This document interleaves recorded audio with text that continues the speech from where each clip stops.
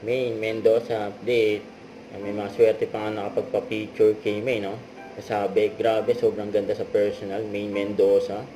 And namataan si Maine dyan sa Pasay after ng Itbulaga. Ito pa nga yung usapan sa comment section. Sabi, saan yan pre, saan ka na? Ano, Pasay pre, ginawan ko siya ng damit. Wow, my lodi. Ang ganda niya, kaibigan, grabe. Buti ka pa nakapag-pick kay Maine at nakita siya, kaibigan, matagal ko na siyang idol.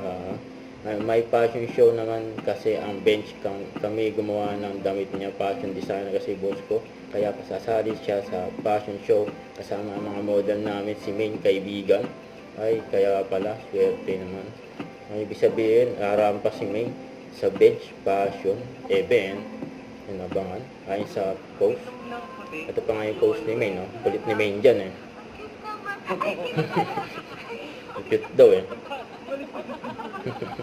Tawanan sila, oh. Ay, sorry po.